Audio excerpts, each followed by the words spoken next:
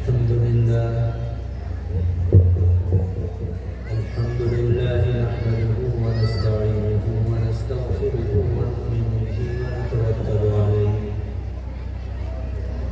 ونعوذ بالله من شرور أنفسنا ومن سيئات أعمالنا من يهده الله فلا مضل له ومن يضلل فلا هادي له ونشهد أن لا إله إلا الله وحده لا شريك له ونشهد أن سيدنا وسندنا وحبيبنا ومولانا محمدا عبده ورسوله صلى الله تعالى عليه وعلى آله وأصحابه وبارك وسلم تسليما كثيرا كثيرا. أما بعد فأعوذ بالله من الشيطان الرجيم. بسم الله الرحمن الرحيم.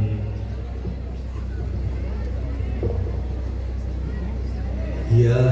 أيها الناس اعبدوا ربكم الذي خلقكم والذين من قبلكم لعلكم تتقون. صدق الله العظيم.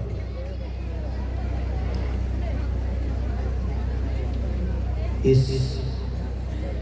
ادارے کے اس باوقار پروگرام میں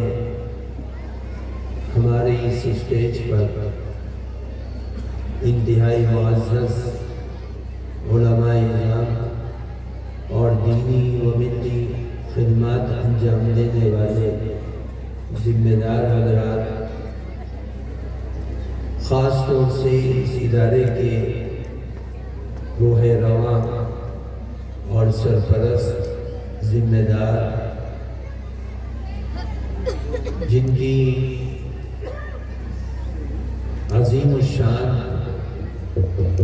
خدمات کا یہ مظہر اور منظر اس ادارے کی شکل میں ہمارے سامنے موجود ہے. اس عظیم دینی ادارے کی اس سالانہ انجمن کے پروگرام میں انتہائی محبت کے ساتھ شرکت کرنے والے پیارے بچے، بچیاں، پردہ نشین خواتین اور معزز اس علاقے کے نوجوان اور بزرگ، میں اس باوقار ادارے میں 10-12 سال پہلے ایک سرسری سے جماعتی اور جمعیت کے پروگرام میں اس علاقے میں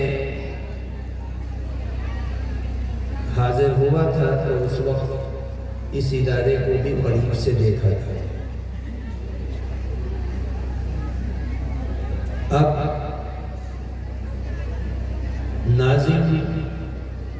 ناظم ادارہ مولانا محی الدین صاحب اور مفتی احسان صاحب دامت برکاتہما کی دعوت پر آپ حضرات کے درمیان میں حاضر ہوا ہوں. اللہ تعالی ہمارے اس بیٹھنے کو، آنے کو، حاضری دینے کو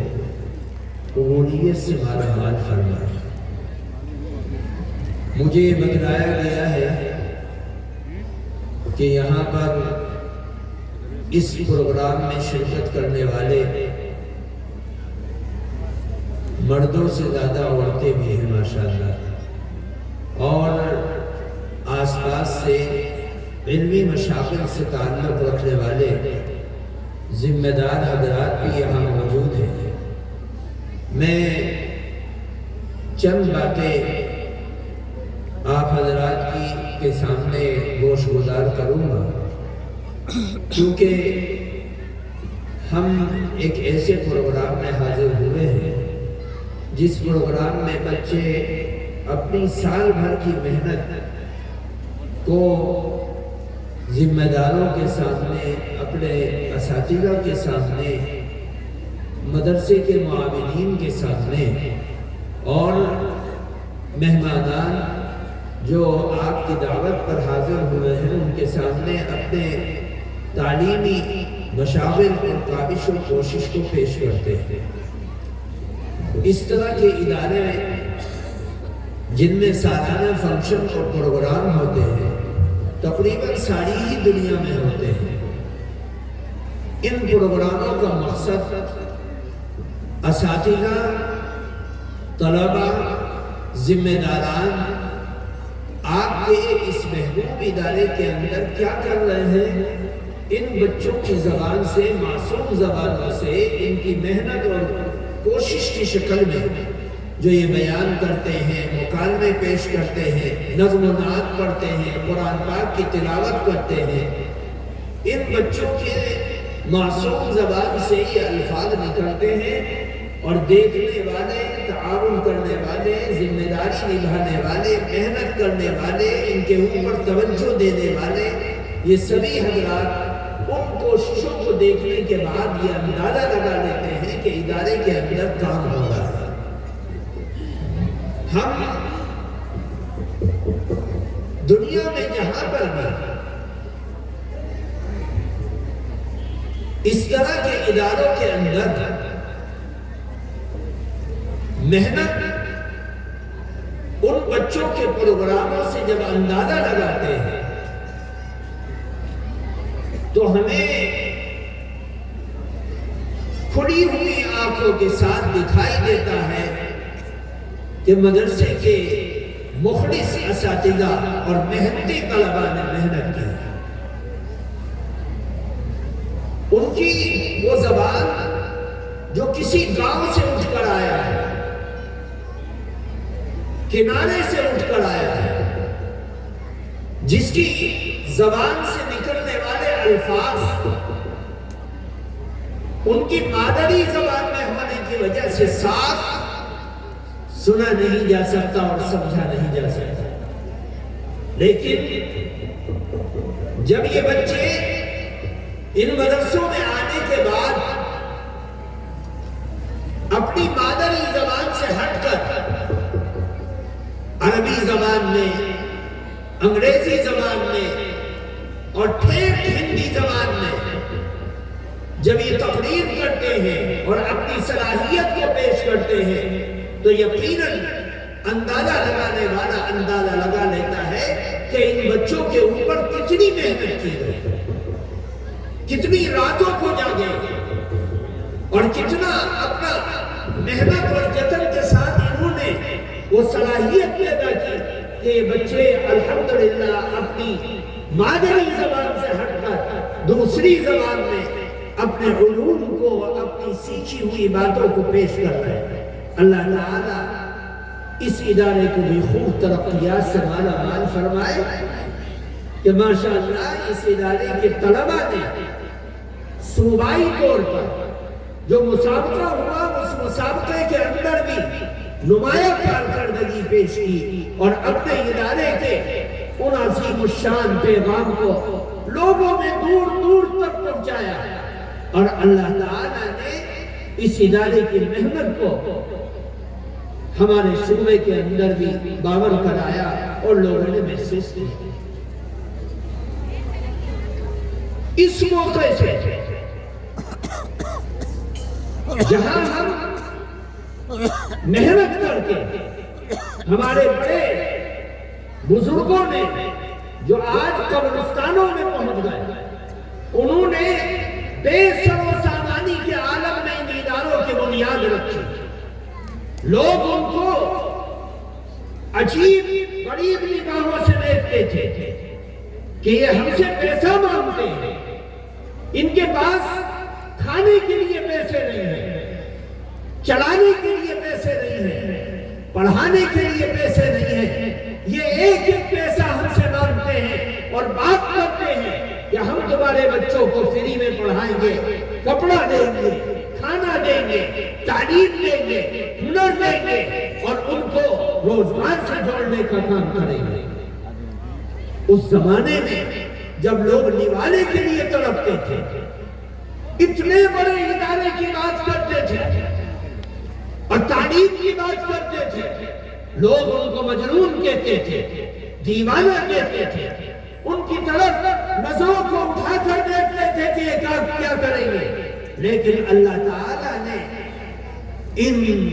اداروں کی برکت سے چہار دانگ عالم میں قرآن کے بول کو والا کیا۔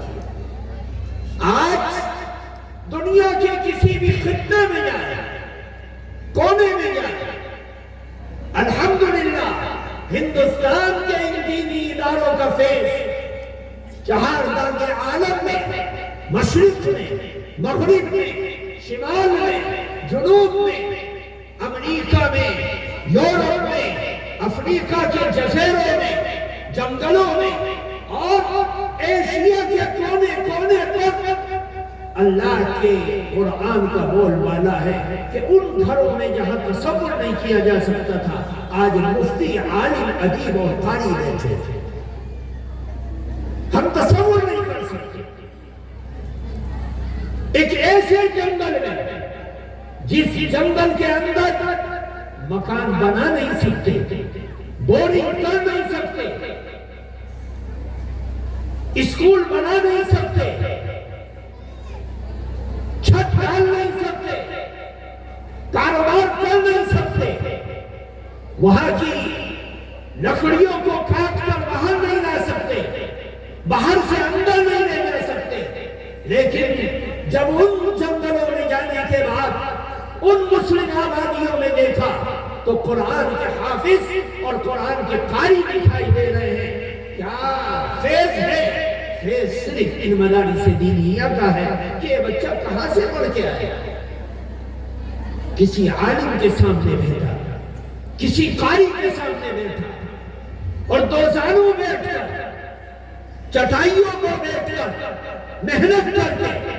اس جنگلی بھاشا کو بولنے والا ایک معصوم سا بچہ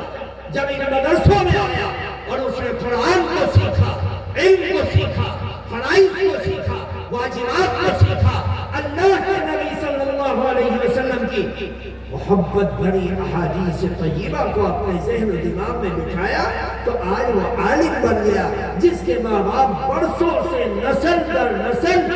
جانوروں کو چلانے کا کام کرتے ہیں اور کچھ نہیں کرتے۔ میرے بزرگوں دوستوں، اللہ تعالیٰ کا شکر ہے کہ ہم بالکل پستی اور ذلت میں تھے، ہمیں اپنے پڑھائی کا پتہ نہیں تھا، ہمیں وراثت کے قانون کا پتہ نہیں تھا، ہمیں قرآن کا پتہ نہیں تھا، ہمیں نبی کی احادیث کے حکم کا پتہ نہیں تھا، ہمیں نمازوں کے ارکان اور شرائط کا پتہ نہیں تھا، ہمیں پاکی اور ناپاکی کا پتہ نہیں تھا، ہمیں اچھائی اور برائی کا پتہ نہیں تھا، ہمیں خاندانی شرافت اور عظمت کا پتہ نہیں تھا، ہمیں اللہ کے نبی صلی اللہ علیہ وسلم کے ذریعے سے آئے ہوئے مقدس دین کا پتہ نہیں تھا۔ ان مدرسوں کی برکت سے آج ہمارے بچوں کو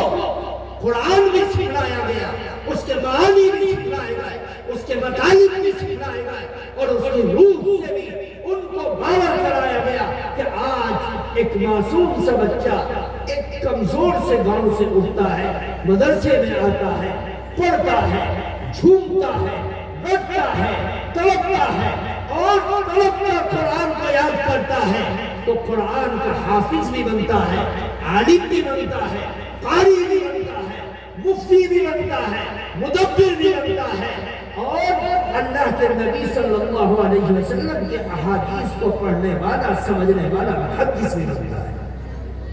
ہم دیکھ رہے ہیں ہمارے سامنے لاکھوں مثالیں ہیں کہ ہم دنیا کے کونے کونے پر جب ہم جاتے ہیں، وہاں کی آبادی کو دیکھتے ہیں، ٹٹولتے ہیں، پڑھتے ہیں تو ہمیں محسوس ہوتا ہے کہ ایک بچہ جس کے باپ کا پتہ نہیں، ماں کا پتہ نہیں، خاندان کا پتہ نہیں، قوم اور قبیلے کا پتہ نہیں، لیکن وہ اللہ کے نبی صلی اللہ علیہ وسلم کے اوپر نازل ہونے والے قرآن کی ایک ایک آیت کی تشریح اور تفسیر کو جانتا ہے۔ یہ ان مدرسوں کی برکت سے۔ ہمارے بزرگوں نے ان مدرسوں کو کمر دی اپنی محنت سے۔ 1857 کے آس پاس جب ملک کے اندر انارکی تھی اور قتل و غارت گری کا نمبر راج تھا، دلی کی سڑکوں پر ہندوستانیوں کا خون بہہ رہا تھا اور انگریز اس ملک کے بادشاہ کو گرفتار کر کے ملک بدل کر رہے تھے اور یہاں کی جنتا بالکل لاوارث ہو چکی تھی اور انگریز قتل کر رہا تھا۔ اس زمانے میں ہمارے بزرگ چند حضرات کھڑے ہوئے اور انہوں نے دیکھا کہ ابھی چند دنوں پہلے اندلس کے اندر سے اسلام کی تاریخ کو مٹا دیا گیا، وہ اندلس جہاں پر تفسیر قرطبی لکھی گئی، وہ اندلس جس کی سڑکوں پر مسجدوں میں، منبروں میں، محرابوں میں بیٹھنے والے بڑے بڑے سائنسداں جنہوں نے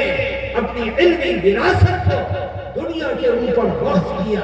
وہ اندلس جہاں 800 سال تک اسلام کا پرچم لہرایا، وہ اندلس جس اندلس کی ساحل کے اوپر جب طارق بن زیاد نے اپنے لشکر کے کمر کو ڈالا تو کچھ لوگ کہنے لگے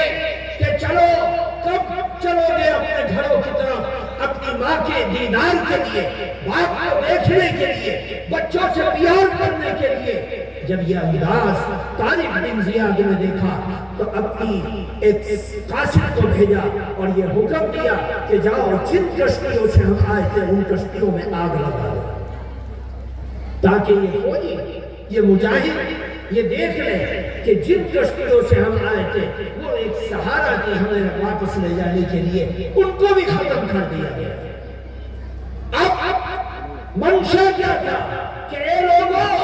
اب تمہاری بیوی اور بچے اس ملک میں ہیں، تمہیں واپس نہیں جانا ہے، یہی رہنا ہے، یہی تمہارا خاندان ہے، یہی تمہارا ملک ہے، یہی تمہاری آبادی ہے، آگے چلو اور بڑھتے چلے جاؤ۔ چنانچہ انہوں نے اس اخلاص للہیت کا نتیجہ یہ ہوا کہ 800 سال تک اسلام کا پرچم اس ملک کے اندر لہراتا تھا۔ وہاں کی مسجدیں جب عیسائیوں کا ایک لشکر چڑھا اور صلیبی جنگوں کا سلسلہ ہوا اور اس کی انتہا سقوط اندلس کی شکل میں ہوئے اور وہ ملک چھن گیا، وہاں کی مسجدیں ویران ہو گئی، وہاں کے منبر و محراب خطیبوں کی آواز سے بالکل ویران ہو گئے۔ اس وقت ہمارے بزرگوں نے یہ اندازہ لگایا کہ کیا وجہ ہے کہ جس ملک میں یہ مدارس اور مکاتب اور مساجد چلتی ہیں، ان ملکوں کے اندر جب تک حکمرانی رہتی ہے، بادشاہت رہتی ہے، وہ مسجدیں اور مدرسے آباد رہتے ہیں، اور جب یہ حکمرانی چلی جاتی ہے مسجدیں بھی ویران ہو جاتی ہیں اور مدرسے بھی ویران ہو جاتے ہیں۔ یہی معاملہ ہندوستان میں ہوا، مغلوں کی حکومت گئی، مدرسوں میں آگ لگا دی گئی، مارکیٹ بنا دی گئی، ویران کر دیا گیا، صفحہ ہستی سے مٹا دیا گیا، نام و نشان کو مٹا دیا گیا، ان میں پڑھانے والوں کو قتل کر دیا گیا، پڑھنے والوں کو سڑکوں پر آوارہ چھوڑ دیا گیا۔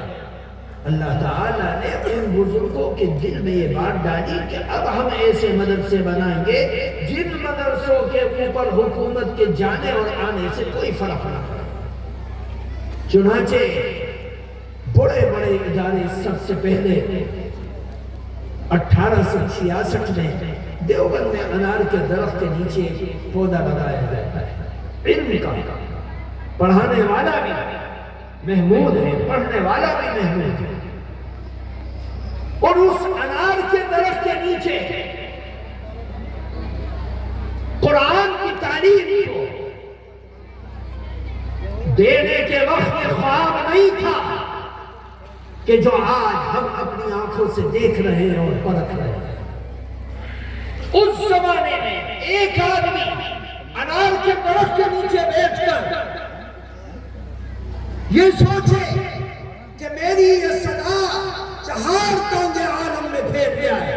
مشرق و مغرب میں پھیل گیا ہے، شمال و جنوب میں پھیل گیا ہے، اور دنیا کے کونے کونے کو روشن کر دے۔ یہ اندازہ لگانا مشکل تھا، لیکن اس کے روح رواں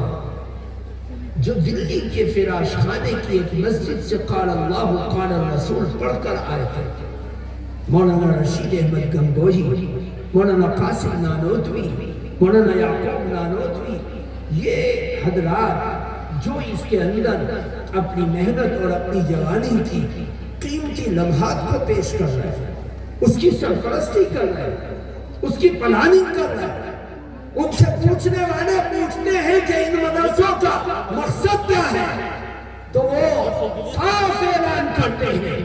کہ ہمارا مقصد یہ نہیں ہے کہ ہم چند شیخ الحدیث پیدا کر دیں، چند حافظ قرآن پیدا کر دیں۔ ہمارے مقاصد اتنے عظیم ہیں جن کی عظمت کا اندازہ تم ابھی نہیں لگا سکتے۔ 40 سال ان کی حفاظت کر، 40 سال کے بعد پھر یہ پیغام کسی بڑی سے بڑی طاقت کے کمند لگانے سے، گھس بیٹھی کرنے سے، مٹانے کے جذبات سے، دنیا کے نقشے سے نہیں مل سکتا۔ میرے بزرگوں دوستو، آج ہم اپنی آنکھوں سے دیکھ رہے ہیں، ان بزرگوں نے اس وقت اندازہ لگایا کہ اندلس کے مدارس ختم ہو گئے، کیونکہ وہاں کی حکومتیں جو ان کی بیک اپ کرتی تھی، مدد کرتی تھی، وہ ختم ہو گئے، فائنینشل طور پر وہ تباہ ہو گئے۔ ہندوستان کے مدارس، شاہ ولی اللہ کا مدرسہ، شاہ اسحاق کا مدرسہ، شاہ عبدالعزیز کا مدرسہ ختم ہو گیا۔ اب ایسے مدرسوں کی ضرورت ہے کہ اگر 4 گھر مسلمانوں کے وہاں موجود ہیں تو وہ 4 گھر بھی اپنے پیسوں سے اپنے مدرسے کو قائم رکھ سکے، اپنے علم کی درسگاہ کو باقی رکھ سکے۔ چنانچہ ان مدرسوں کو جو آج ہمارے سامنے موجود ہیں، ان مدرسوں کی بنیاد عوام کے پیسوں پر رکھی ہے۔ محنت کرنے والا، مزدوری کرنے والا، رکشہ چلانے والا، بوگی چلانے والا، پھاڑا چلانے والا، زمین میں سبزی اگانے والا، اناج اگانے والا، تھوڑی سی محنت کر کر چند پیسے اپنے گھر لے کر آنے والا، ان کے پیسوں سے 10-10 روپے سے اس زمانے میں آنا تو آنا ان مدرسوں کے اندر آتا تھا، اور اس کے ذریعے سے قرآن کے حافظ تیار ہوتے تھے، عالم تیار ہوتے تھے، محدث تیار ہوتے تھے، مفسر تیار ہوتے تھے، اور دنیا کے کونے کونے پر اس علم کو لے کر جاتے تھے، اور جانے کے بعد بچوں کو اپنی درسگاہوں میں لا کر قرآن و حدیث کا علم دیتے تھے۔ اللہ تعالیٰ کا شکر ہے کہ انہی مدرسوں کی کڑی میں سے ایک مدرسہ ہے، اور اس کے فیض سے حاصل کرنے والے، روشنی حاصل کرنے والے جہاں جہاں گئے، حافظ بن کر، عالم بن کر، فاضل بن کر، اور انہوں نے وہاں جانے کے بعد اس علم کی وراثت کو اپنے پاس ہاتھوں میں سینے سے لگا کر رکھا، اور ان کی اساس اور ان کی لگائے ہوئے نشانیوں پر قدم بقدم چلتے رہے۔ اللہ تعالیٰ کا شکر ہے کہ مشن ان مدارس دینیہ کا زندہ ہے۔ اللہ تعالیٰ ان اداروں کو خوب ترقیات سے بالابال فرمائے۔ میرے بزرگوں دوستوں، ہماری ضرورت ہے کہ ہم ان اداروں کی حفاظت کریں، اور اپنے بچوں کے ذریعے سے جو علوم یہاں پر پڑھائے جا رہے ہیں، ان علوم کو اساس اور بنیاد بنا کر، مقصد بنا کر اپنے خاندانوں میں، اپنے بچوں میں، اپنی زندگیوں میں اس کو خوب پھلنے پھیلنے کا ذریعہ اور سبب بنا۔ اور وہ مقصد صرف اور صرف یہ ہے کہ ان بچوں کے چہروں کو دیکھو، ان کی زبان سے نکلنے والے الفاظ کو دیکھو، ان کی محنت کو دیکھو، اور یہ محنت ہر گھر میں ہونی چاہیے، ہر بچے اور بچی میں ہونی چاہیے۔ یہ ضرورت ہے اس بات کی کہ ہم اپنے ماحول کو قرآن سے جوڑنے والا بنائیں، نبی کی لائف سے جوڑنے والا بنائیں۔ ہم اپنے نظام کو، اپنے گھر کے خاندانی نظام کو قرآن و حدیث کے اساس پر اور اس کی چاہتوں پر چلنے والا بنائیں۔ جبھی ہم ان مدرسوں کے مقصد کو پار لگانے والے بنیں گے۔ یہ ضرورت ہے، ان مدرسوں کا مقصد یہی ہے، ورنہ آپ نہیں جانتے حالات کس طرف چل رہے ہیں۔ حالات اس وقت اتنی بربادی کی طرف چل رہے ہیں، اپنے اور پرائے سب مل کر دین کو، ملک کو، قوم کو اس قدر نقصان کی طرف لے جا رہے ہیں جس کا اندازہ ہم اور آپ نہیں لگا سکتے۔ آج جو کچھ کے تختے پر بربادی ہے اور گناہ ہے، اس کی ذمہ دار ہر شخص ہے وہ جو اپنے زندگی کے پیدا ہونے کے مقصد کو نہیں جانتا، جو اللہ کی قرآن میں جو مقصد بیان کیا گیا اس مقصد کو نہیں جانتا، اور مقصد کو نہ جاننے کی وجہ سے اس کی زندگی کے عمل سے ایسی حرکتیں وجود میں آ رہی ہیں جو حرکتیں ہماری قوم اور ہمارے ملک کے لیے بہت نقصان دہ ہیں۔ ہم یہ دیکھ رہے ہیں کہ ہمارے بچے اور بچیاں الحاد کی طرف جا رہے ہیں، بے دینی کی طرف جا رہے ہیں، عقائد کی کمی کی طرف جا رہے ہیں، یقین ان کا اٹھتا جا رہا ہے قرآن کی طرف سے، احادیث کی طرف سے، اور وہ ان فتنوں کے اندر مبتلا ہو رہے جن فتنوں کی ہم اور آپ کبھی کلپنا بھی نہیں کر سکتے، ہم سوچ بھی نہیں سکتے۔ ہمارے سوشل میڈیا پر جو لوگ ایکٹیو ہوں وہ جانتے ہیں کہ ہمارے نوجوان لڑکے کہاں جا رہے ہیں، ہماری بچیاں کہاں جا رہے ہیں۔ اس کی صرف اور صرف ذمہ داری ان علماء کے اوپر نہیں ہے، ہر نوجوان کے اوپر ہے کہ اپنے معاشرے کو صالح بنائے، اپنے نوجوانوں کو نیکی کی طرف لے کر آئے، چاہے کیسے ہی کرنا پڑے، کتنی محنت کرنا پڑے، ہم اپنے سماج کو پاکیزہ بنائیں، اور اس کے لیے ہم سب کی ذمہ داری بنتی ہے کہ ہم سب مل کر اپنے معاشرے کو پاکیزہ بنانے کی فکر کریں، اپنی بچیوں اور بہنوں کو بابردہ اور باحیا بنانے کی فکر کریں۔ اس کے اندر جہاں اور بہت سی چیزوں میں کمی ہے، ان چیزوں میں سے ایک چیز یہ ہے کہ ہمارا بہت زیادہ بے جا استعمال ہمارے موبائلوں کا ہو گیا، ہمارے بچوں کے ہاتھوں میں، معصوم بچوں کے ہاتھوں میں، بچیوں کے ہاتھوں میں۔ ہمیں کہا گیا ان مدرسوں کے اسٹیج سے کہ تم اپنی نگاہوں کی حفاظت کرو، زبان کی حفاظت کرو، کانوں کی حفاظت کرو، ہاتھوں کی حفاظت کرو، لیکن ہم ان مدرسوں کے اس پیغام کو نہیں سمجھتے، اور اپنی زندگی کے قیمتی ایام کو ان موبائلوں کے ذریعے سے، جن کے ذریعے سے ہم گناہوں کو دیکھتے ہیں، اور ہمارے بچے اور بچیاں اس معاشرے کی جو اچھائی ہے اس کو قبول کرنے کے بجائے معاشرے کی گندگیوں کو اپنے گھروں میں لا رہے ہیں۔ پہلے زمانے میں ہمارے ماں باپ کہتے تھے کہ اچھے آدمی کے پاس بیٹھو، تمہیں اچھائی ملے گی۔ آج یہ مقولہ ختم ہو گیا، کیوں؟ اس لیے کہ ہر آدمی کے پاس، نوجوان بچیوں کے پاس، بچوں کے پاس، بوڑھوں کے پاس، مردوں اور عورتوں کے پاس یہ موبائل آ گیا۔ اس نے ہماری قوم کو، ہماری نسل کو نجاست کی طرف لے جا کر کھڑا کر دیا، اور ہم اس کو سمجھ نہیں پاتے۔ ان مدرسوں کا سچا پیغام یہ ہے کہ ہم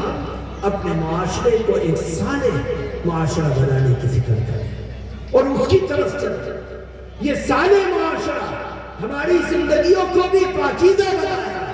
اور ہماری نوجوان نسل کو بھی پاکیزہ بنائے گا۔ اللہ تبارک و تعالی ہمیں سمجھنے کی توفیق عطا فرمائے، خیر سے مالا مال فرمائے، ان اداروں کی حفاظت فرمائے، ان کے بانیین اور ان کے ذمہ داران اور سرپرستوں کی اگر وہ اس دنیا سے چلے گئے اللہ تعالیٰ ان کو غریب کا رحمت فرماوے، اور جو موجود ہیں اللہ ان کو صحت، تندرستی، توانائی، طاقت، ہمت، جرأت، شجاعت عطا فرمائے۔ میں اس پروگرام میں حاضر ہوا، اللہ تعالیٰ میرے آنے کو، بولنے کو، بیٹھنے کو اور سفر کو قبولیت سے مالا مال فرمائے۔ سبحان اللہ و بحمدہ، سبحانک اللہم و بحمدک، ونشہد ان لا الہ الا انت